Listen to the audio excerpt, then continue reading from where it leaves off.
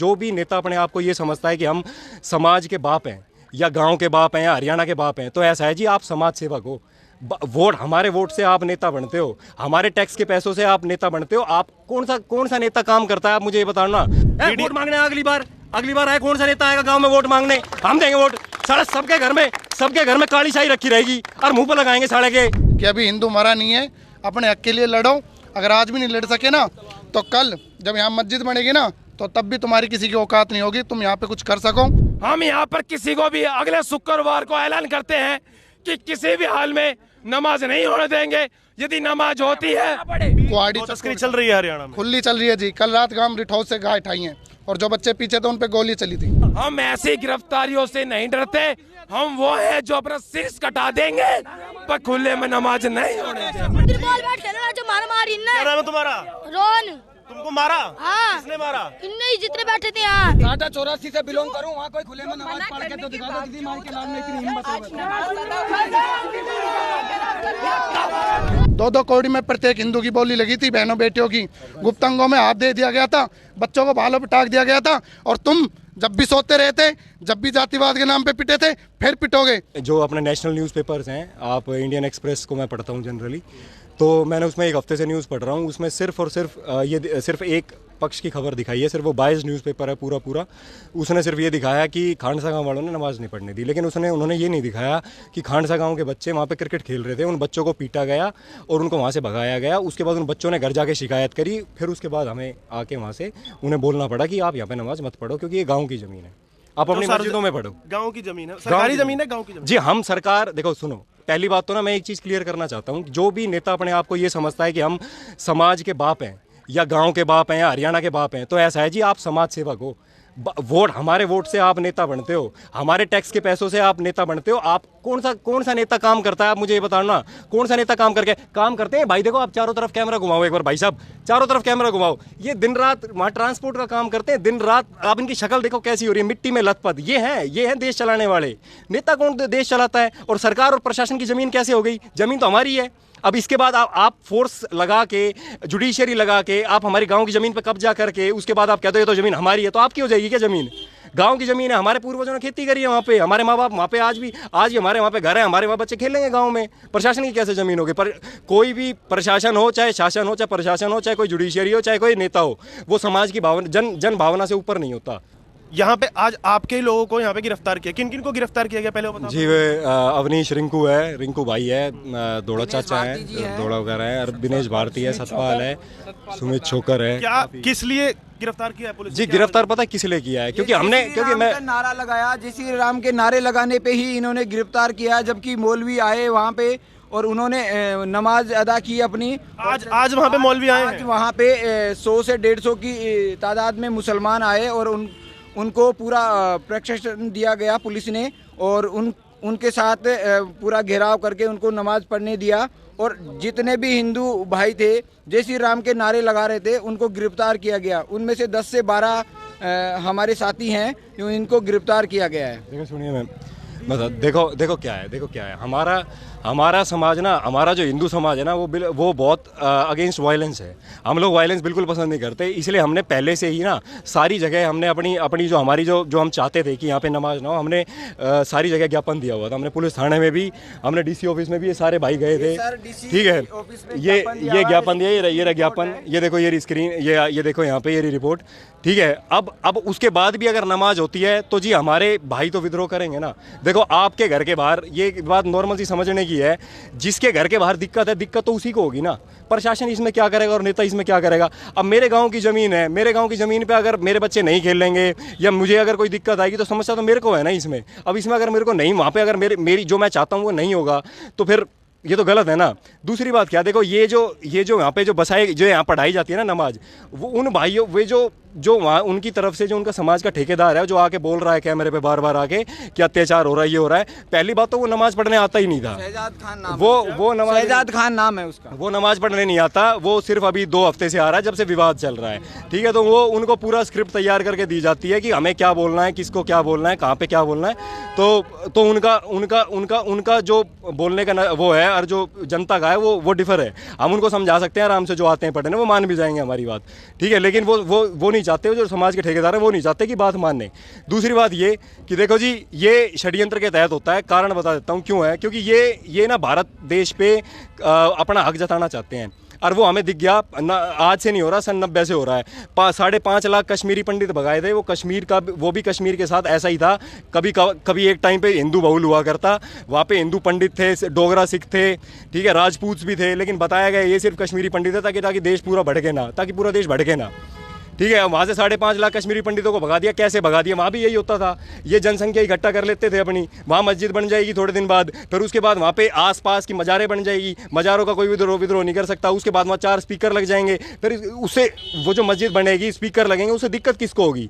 आप मुझे ये बताइए, दिक्कत किसको होगी? भाई खड़े हैं, आप पूछ लो किसी को दिक्कत होगी तो गाँव वालों को दिक्कत होगी, तो गाँव वाले की आवाज़ उठाएगा, पुलिस थोड़ी ना आवाज़ उठाएगी। नेता को थोड़ी दिक्कत है, नेता है अपने घर बैठा है, पुलिस अपने यहाँ बैठी है, उसको आराम से जी रहे हैं, दिक्कत हमारे को है। दूसरी बात ये देखो, 35% जनसंख्या जहाँ इनकी हो जाती है, वहाँ कोई और जाति का अपना नेता चुन ही नहीं सकता। तो इनका टोटल षड्यंत्र है। भीड़ लगाओ, कोई मानेसर से आ रहा है, कोई कहीं से आ रहा है, कोई कहीं से आ रहा है, यहाँ इकट्ठा भीड़ करके यहाँ पे बस जाएंगे, षड्यंत्र के तहत पूरा बसेंगे। 35% अपना जब तक वोट बैंक नहीं तैयार होगा, और उसके बाद ये नेता मुसलमान चुनेंगे, क्योंकि इन्हें रूल करना है और इनको अपनी चलानी है। अभी यहाँ नेता हिंदू है तो हम यहाँ प्रोटेस्ट भी कर सकते हैं, अपनी मांग भी मनवा सकते हैं। कल को मुसलमान नेता हो जाएगा, वो यहाँ होने ही नहीं देगा। छड़िए, ये हम कर ही नहीं सकते। ये जो हमें आज ये करके विद्रोह कर रहे हैं, कहाँ हो रहा है आप देख लो। केरला मल्लापुरम में कोई विद्रोह कर सकता है? बदेरी मस्जिद बन रही है। कश्मीर में कोई विद्रोह कर सकता है? केरल, पश्चिम बंगाल में देख लो क्या होने लग रहा है। आपने कहा अभी आपके नेता हैं, तो आप किसी स्थानीय नेता के पास गए या उनसे कोई मदद मिली? जी देखो जी, ऐसा है, ये मीडिया जो है ना, ये आज से नहीं 2 हफ्ते से चल रहा है। और मैं क्यों जाऊं किसी नेता के पास? नेता मेरा बाप है क्या? नेता हमारा सेवक है, वो खुद आना चाहिए। वोट मांगने नहीं आया था क्या? वोट मांगने तो जब भी आ जाते हैं ये सारे नेता, और जब हमारी दिक्कत आती है तो कोई सॉर्ट आउट नहीं करने आता। मैं क्यों जाऊं उसके पास? फालतू टाइम है मेरे पास। वोट मांगने अगली बार आए, कौन सा नेता आएगा गांव में वोट मांगने? हम देंगे वोट। सारा सबके घर में काली शाही रखी रहेगी और मुंह पर लगाएंगे साढ़े के। कौन सा नेता आपकी बार आओ, कौन सा नेता होगा? गाड़ी क्यों नहीं देंगे जी? गाड़ी देंगे, बिल्कुल देंगे गाड़ी। हमारी हम यार, बात हो, हम भाई देखो जी, सुनो नेता घूम रहा है 5 करोड़ की गाड़ी में। नेता घूम रहा है 5 करोड़ की गाड़ी में। हमारे भाई आ रहे हैं 40-40 हजार की स्कूटी लेके। हैं, क्यों ना बोलूं मैं? मीडिया की आपने बात करी, मीडिया ने आपका पक्ष दिखाया। मीडिया ने देखो जी, ऐसा है, मीडिया है, मेन स्ट्रीम मीडिया जो है ना, नेशनल मीडिया जो है, नेशनल मीडिया को जहाँ से फंडिंग मिलती है वो वहाँ की खबर दिखाता है। हमारे पास कोई फंडिंग ही नहीं है। हमारे भाई सारे नौकरी पेशा आदमी है, ये कहाँ से फंडिंग कर देंगे? ना हमारा कोई धर्मगुरु फंडिंग करता, एक धर्मगुरु यहाँ नहीं आता, ना कोई यहाँ नेता आता, यहाँ कोई सपोर्ट ही नहीं कर रहे। यहाँ तो सिर्फ चुनाव के टाइम वोट मांगने आते हैं। और हमारे भाई भोले भाड़े हैं, ये अपनी जाति को देख के कि भाई जाति का है, थोड़ा बहुत इनको बहला फुसला देता है, वो उसको वोट दे देते हैं। शक्ति प्रदर्शन है करना है। अन्यथा अगर इन्हें नमाज ही पढ़नी है तो अपने घर बैठ के पढ़ सकते हैं। जहाँ पे काम करते हैं वहाँ पे इतनी जगह होती है, और सरकार ने इन्हें गुड़गांव घर मैन चौराहे पे लगभग मस्जिद भी है, तो वहाँ करें। मेरी तो बस यही है कि जो आज हमारे साथी ठाए हैं, उनको देख कर अगर किसी हिंदू भाई को कुछ समझ आता हो तो अगले शुक्रवार को अधिक से अधिक संख्या में आके यहाँ खड़े, और सरकार को भी बताएं, प्रशासन को भी बताएं कि अभी हिंदू मरा नहीं है, अपने हक के लिए लड़ो। अगर आज भी नहीं लड़ सके ना, तो कल जब यहाँ मस्जिद बनेगी ना, तो तब भी तुम्हारी किसी की औकात नहीं होगी, तुम यहाँ पे कुछ कर सको, तुम्हें उठा के फिर ऐसी बंद कर दिया जाएगा और चोंच बंद हो जाएगी। ठीक है भाई, तो करो। मैं गोरक्षा दल से हूँ। क्या नाम है आपका? मेरा नाम लकी है जी, गोरक्षा दल से हूँ मैं। अभी 5 से 7 दिन पहले सेक्टर 10 में भी गाड़ी पकड़ी थी, हमने इसी थाने में दी थी। उसमें एक गाय थी और 6 तस्कर पकड़े थे हथियारों के साथ। कुआड़ी तस्करी चल रही है हरियाणा में, खुली चल रही है जी। कल रात गांव रिठौर से गाय उठाई है, और जो बच्चे पीछे थे उन पर गोली चली थी। ठीक है, इससे पहले हमारे साथी भाई मोनू को गोली लगी थी। और अपने मेवात में ज़्यादा दूर मत जाओ। भाई ने बताया कश्मीर का, भाई ने बांग्लादेश के, इतनी दूर मत जाओ भाई। मेवात चले जाओ, 30-35 किलोमीटर है। तुम्हारी औकात नहीं है, ना प्रशासन की औकात है, ना मीडिया की औकात है। मैं खुला कहता हूँ भाई, ना प्रशासन की औकात, ना मीडिया की, ना नेता की, वहाँ कुछ कर सके जाके। ठीक है, चीला पचगांव जैसे बड़े गाँव में, और शेरगढ़ जैसे, जहाँ पे अधिक से अधिक लड़कियां लव जिहाद की शिकार हुई, और 95% लड़कियां वहाँ की हिंदू हैं, जो उनकी घर की बहुएं बन रही हैं, वो यहाँ से गुड़गांव से ठा के ले जाई गई ओढ़े, अपने आसपास एरिया से ठा के ले जाई ओढ़े, और किसी हिंदू की औकात नहीं वहाँ जाके ले आओ। और अक्सर ये घटना किसी न किसी के साथ हुई होगी कि रात को गाय उठा ली, भैंस उठा ली, गाड़ी उठा ली। मेवात में आपकी आंखों के सामने धरी रहती है वो चीज़, और आपको अपनी चीज़ के भी पैसे देने पड़ते हैं जब वो चीज़ मिलती है। ठीक है, ये है उनकी शक्ति। नमाज पढ़नी है तो अपना मस्जिद में नमाज पढ़ो, खुले में कोई नमाज नहीं होगी। हमारे लिए ना, हमारे लिए मंदिर है, उनके लिए मस्जिद है। अपनी मस्जिद में जाओ, अपने घर में नमाज करो। जब हमारे घर में भगवान की मूर्ति है, हम वहाँ पूजा करते हैं, तो वो हम मंदिर में जाते हैं, अपना जल देने मंदिर में जाते हैं हम। भाई ये क्यों मेजोरिटी बना के ना, ये संगठन बना के ना, ये क्यों ऐसा करते हैं? देखो साहब, कश्मीर में क्या हुआ, कश्मीर में ऐसा हुआ कि एक इंस्पेक्टर को मार दिया। किसने मारा? इसकी मेजोरिटी शुक्रवार को नमाज हो रही थी, वहाँ बाहर निकल के घेर के ना, और एक इंस्पेक्टर को मार दिया। तो साहब वो जो कश्मीर में हुआ है वो हमारे यहाँ ना हो, इसलिए हमारा पुरजोर विरोध है कि खुले में नमाज नहीं होगी और नहीं होने देंगे। जय श्री राम। यह है गुड़गांव प्रशासन, अमित हिंदू नाम है मेरा, और ये गुड़गांव प्रशासन बिका हुआ है। कहीं से दबाव है इनके पास, सरकार से दबाव है, कहाँ से दबाव है हमको नहीं पता। ये सिर्फ पॉलिटिक्स बाजी हो रही है। हम यहाँ पर किसी को भी अगले शुक्रवार को ऐलान करते हैं कि किसी भी हाल में नमाज नहीं होने देंगे। यदि नमाज होती है तो हम भूख हड़ताल पे जाएंगे और सरकार के खिलाफ जाएंगे। हम किसी भी हाल में यहाँ पर नमाज नहीं होने देंगे।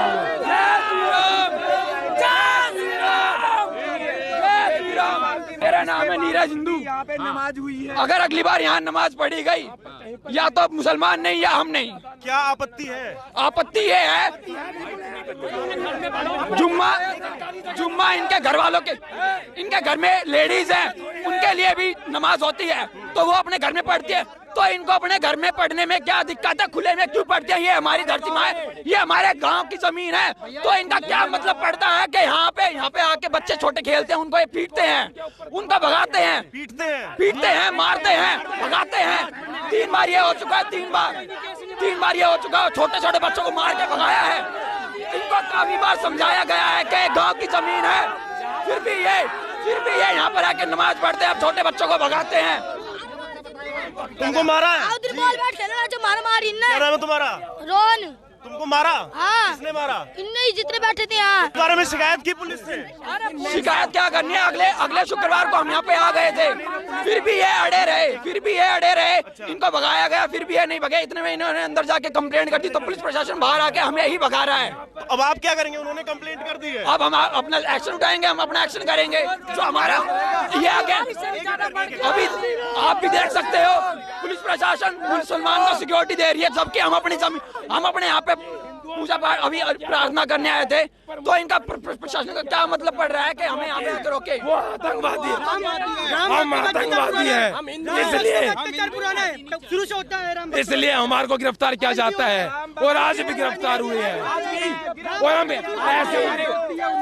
हम ऐसी गिरफ्तारियों से नहीं डरते। हम वो है जो अपना सिर कटा देंगे, पर खुले में नमाज नहीं होने देंगे। जय श्री राम। ये नमाज किसके आदेश पे पढ़ी जाती है? इस साइड किसके आदेश पे पढ़ी जाती है नमाज? आपको पता?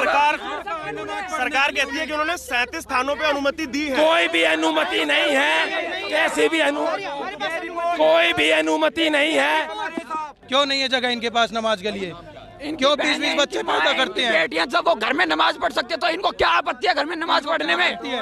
ये खुले में आके क्यों नमाज पढ़ते हैं? क्यों ये हमारे हमें मार के भगाया गया है? हम यहाँ खेल रहे थे। आपने शिकायत क्यों नहीं की? हमने शिकायत की, 3-4 लोग आए, उन्होंने मारा, प्रशासन हमें लेके गया है। आपने ये डीसीपी का हमको लेटर दिखाया, इसमें 37 स्थानों पे भी जो अनुमति दी गई थी है, वो हमारे पास इसकी लिस्ट है। और कल डीसीपी साहब से हमने ये लिखवा के लेके आए हैं कि यहाँ पे नमाज होनी चाहिए या नहीं होनी चाहिए। तो डीसीपी साहब ने हमें ये लिख के दिया है कि यहाँ नमाज अलाउड नहीं है। ये जो चिन्हित की गई जगह है उनमें से ये जगह नहीं है, ठीक है जी। और हम शांतिपूर्ण तरीके से यहाँ आए थे, और हमारे दिनेश भारती जी हैं, हमारे संस्थापक, उनको गिरफ्तार कर लिया। आते ही उन्होंने कुछ एक्टिविटी नहीं की, आते ही उन्होंने सामने अपने हाजिरी लगाई, उसके बाद तुरंत उनको गिरफ्तार कर लिया पुलिस प्रशासन ने। और पुलिस प्रशासन मुसलमानों के लिए तो 200, 500 और हज़ारों की तादाद में यहाँ फोर्स लगा देते हैं। जब हिंदू कोई भी कुछ छोटा मोटा प्रोग्राम होता है, वहाँ पे कोई भी नहीं जाता है। इनको इतनी सिक्योरिटी क्यों दी जा रही है और हमारे साथ ये दोगलापन क्यों कर रहे हैं? सर एक सबसे बड़ा सवाल ये है कि वो नमाज पढ़ते हैं, आपको किसने मना किया है? ये बात आप हमारे से नहीं, ये बात आप पुलिस प्रशासन से पूछे कि उनको क्यों नहीं गिरफ्तार किया गया। वो भी खुले में नमाज पढ़ के गए हैं और हमारे जय श्री राम के नारे लगाने पर खुले में, तो हमारे को क्यों गिरफ्तार किया जाता है? आपको गिरफ्तार किया जा रहा है? हमारे को गिरफ्तार, हमारे साथी कम से कम 9-10 साथी हमारे गिरफ्तार हुए हैं। इससे पहले भी मेरी गिरफ्तारी हुई है, कोई हजारों बार गिरफ्तारी होगी। हम गिरफ्तारियों से नहीं डरने वाले। कोई नेता, कोई स्थानीय नेता आपके समर्थन में आया है? हमारे आया है हमारे बीच में हमारे हिंदू समाज भाई, समाज सेवक सारे हमारे साथ आए हैं। समाज के लोग आए, समाज के सारे लोग आए हमारे बीच में, और सारे हिंदू समाज एक है, ये पूरा आज जता भी दिया है। और उनको अगले शुक्रवार किसी भी हाल में यहाँ पर नमाज नहीं होने देंगे। ऐसा ही हुआ तो, और इसका जिम्मेदार स्वयं पुलिस प्रशासन होगा और सरकार होगी। इसका स्वयं जिम्मेदार होगी सरकार और प्रशासन। अगर ऐसा ही चलता रहा तो कमिश्नर ऑफिस का भी घेराव कर सकते हैं। क्या कमिश्नर का ऑफिस का भी घेराव कर अगले हफ्ते? टाटा 84 से बिलोंग करूं, वहाँ कोई खुले में नमाज पढ़ के तो दिखा दो किसी माई के लाल में इतनी हिम्मत है। तुम्हारी बहनों की फिर से बोली लगाई जाएगी 2 कौड़ी में, 2-2 कौड़ी में प्रत्येक हिंदू की बोली लगी थी। बहनों बेटियों की गुप्तांगों में हाथ दे दिया गया था, बच्चों को भालों पे टाक दिया गया था। और तुम जब भी सोते रहते, जब भी जातिवाद के नाम पे पिटे थे, फिर पिटोगे। और ना एक हो, गुड़गांव में एक हो। और अगले शुक्रवार हम ऐलान करते हैं भाई, चौकी थाना हम उठेंगे, फांसी होगी फांसी नहीं भी उठेंगे। अगर ये खड़ पढ़ के दिखा दें तो हमने जानी खानसा गांव, मोहम्मदपुर और आसपास गांव हम ऐलान करते हैं भाई, पूरा गांव समाज खड़ा रहेगा खानसा गांव के साथ। जय श्री राम भाई सब।